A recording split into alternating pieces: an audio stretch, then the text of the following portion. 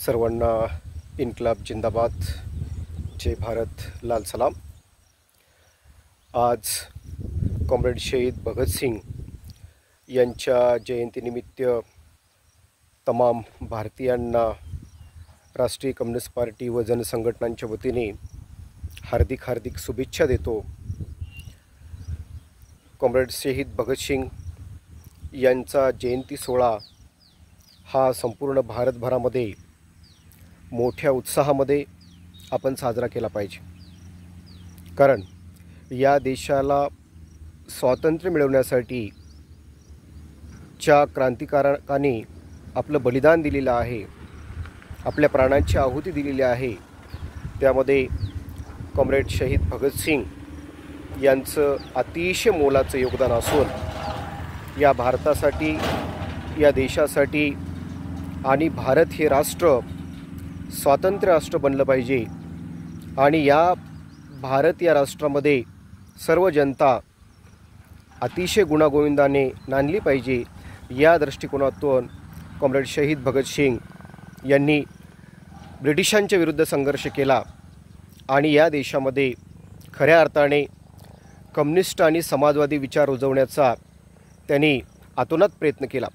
परंतु आज भारतामध्ये जी काही भारतीय समाजव्यवस्था विभागलेली आहे, जातीपातीमध्ये, धर्माधर्मामध्ये, जाती पोटजातीमध्ये, मनुष्यामध्ये भेदभाव करून या देशामध्ये ब्रिटिशांची नीती पुन्हा एकदा भारतीय जनता पार्टी आणि राष्ट्रीय स्वयंसेवक संघाच्या माध्यमातून जातीमध्ये माणसं तोडा, धर्मामध्ये माणसं तोडा आणि आपले राजकीय समीकरण जोडा, अशा प्रकारची भूमिका घेऊन राष्ट्रीय स्वयंसेवक संघ आणि भारतीय जनता पार्टी काम करत आहे। आणि म्हणून त्यांच्या विरुद्ध, या प्रतिगामी शक्तीच्या विरुद्ध पुन्हा एकदा या देशाला कॉम्रेड शहीद भगतसिंग यांच्या विचाराची गरज असून आपण सर्वजण कम्युनिस्ट, समाजवादी, फुले आंबेडकरवादी आणि पुरोगामी विचाराच्या ज्या सामाजिक संघटना असतील, राजकीय संघटना असेल, सांस्कृतिक संघटना असेल, या सर्व सामाजिक, आर्थिक, राजकीय आणि सांस्कृतिक, राजकीय आणि बिगर राजकीय संघटनांनी या ठिकाणी एक विचारमंथन केलं पाहिजे। शहीद भगतसिंग यांच्या जयंतीच्या अनुषंगाने या देशामध्ये पुन्हा एकदा 15 ऑगस्ट 1947 रोजी भारताला भगतसिंगाच्या माध्यमातून, सुखदेव राजगुरूच्या माध्यमातून स्वातंत्र्य मिळालं असलं तरीसुद्धा या ठिकाणी या देशामध्ये सामाजिक स्वातंत्र्य पूर्णतः मिळालेलं नाही। आजही जातीभेद आहे, आजही जातीच्या नावाखाली या देशामध्ये जाती अत्याचार होतात, महिलांच्यावरती अत्याचार होतात, माणसात भेदभाव केला जातो, आर्थिक स्वातंत्र्य पूर्णतः मिळालेलं नाही, या देशामध्ये संपत्ती आणि उत्पन्नाचं समान वाटप झालेलं नाही। आजसुद्धा आहेरे आणि नाहिरे अशा प्रकारचे दोन वर्ग या देशामध्ये निर्माण झालेले असून या देशामध्ये सातत्याने भारतीय जनता पार्टी आणि भारतीय राष्ट्रीय काँग्रेस हे दोघेही आलटून पालटून केंद्रामध्ये सत्तेवरती येत असतात। आज परिस्थिती अशी आहे की भाजपाच्या अत्याचारामुळे आपण काँग्रेसला मतदान करावं अशा प्रकारचा पुरोगामी विचारवंताचा एक सूर आहे, परंतु तो सूर अतिशय चुकीचा असून काँग्रेससुद्धा प्रतिगामी विचाराचे आहे। जर त्या ठिकाणी गांधींनी जर एक मोठं आंदोलन त्या ठिकाणी छेडलं असेल, मोहनदास करमचंद गांधी, तर कदाचित भगतसिंग जिवंत राहिले असते, सुखदेव आणि राजगुरू यांना फाशी झाली नसती। परंतु गांधींनी त्यावेळी मवाळ भूमिका घेतल्यामुळं ब्रिटिशांच्या विरोधात रोखठोक भूमिका न घेता गांधीच्या गोल भूमिकेमुळे भगतसिंग, सुखदेव आणि राजगुरू यांचा बळी गेलेला आहे। त्या गांधीच्या विचारावर आज भारतीय राष्ट्रीय काँग्रेसची विचारधारा अवलंबून असून काँग्रेस हा पक्षसुद्धा निवडणुकामध्ये पैसा, दारू आणि मटण याच्यावरतीच भर देतो।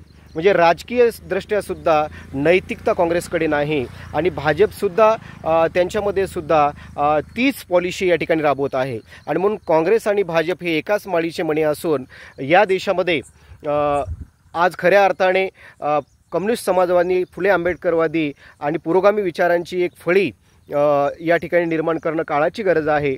आणि याच्याशिवाय आता आगामी महाराष्ट्रामध्ये विधानसभा निवडणुका येत आहेत आणि त्या अनुषंगाने महाराष्ट्रामध्ये सुद्धा काँग्रेस, बीजेपी, शिवसेना, राष्ट्रवादी, मनसे अशा प्रकारच्या भांडवली ज्या प्रतिगामी विचाराच्या आहेत, की जे की भगतसिंगाच्या विचाराच्या विरोधी विचाराचे हे भांडवली पक्ष आहेत, या पक्षांना सपोर्ट न करता केवळ भाजप नको म्हणून काँग्रेस आणि महाविकास आघाडीला आपण मतदान न करता खऱ्या अर्थाने भगतसिंगाचे समाजवादी आणि कम्युनिस्ट विचार जर या देशामध्ये रुजवायचे असतील तर निश्चितपणे या ठिकाणी आपल्याला तिसरी आघाडी जी की कम्युनिस्ट समाजवादी फुले आंबेडकरवादी पुरोगामी विचाराची महाराष्ट्र विकास आघाडी म्हणून आपण या ठिकाणी एकत्र येऊया आणि भगतसिंगाच्या जयंतीनिमित्त एक संकल्प करूया, किमान महाराष्ट्रामध्ये सुद्धा आपण समाजवादी कम्युनिस्ट फुले आंबेडकरवादी आणि पुरोगामी विचार जुळवण्याचा संकल्प करूया आणि त्या अनुषंगाने महाराष्ट्र विकास आघाडीच्या उमेदवारांना जास्तीत जास्त समर्थन करण्याचा आपण महाराष्ट्रामधून प्रयत्न करूया आणि जोपर्यंत लोकसभेच्या निवडणुका लागत नाहीत तोपर्यंत महाराष्ट्रामध्ये शहीद भगतसिंगाच्या विचाराच्या अनुषंगाने त्यांच्या राजकीय विचाराच्या अनुषंगाने एक परिवर्तन आणण्याचा आज आपण संकल्प करूया. एवढंच मी या प्रसंगी बोलतो. पुनश्च एकदा इन्क्लाब जिंदाबाद. जय भारत. लाल सलाम.